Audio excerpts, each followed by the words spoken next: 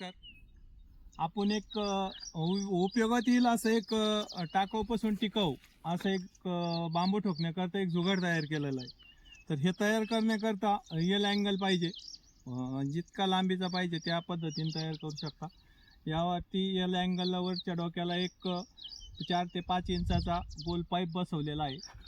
हा असा बांबूमध्ये बसवायचा आणि बांबू या एल अँगलला चिटकून राहतो. त्यानंतर खाली आपण एक 2 ते 4 इंच दोन्ही साईडने एक 5-6 इंचाचा एल अँगलचा त्याच अँगलचा तुकडा कट करून लावला.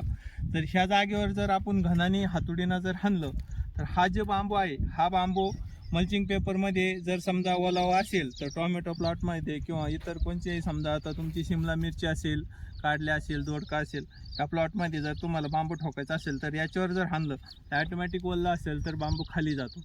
तर हे कमी वेळात जास्त उपयोगात येणारे जुगाड बनवलेले आहे.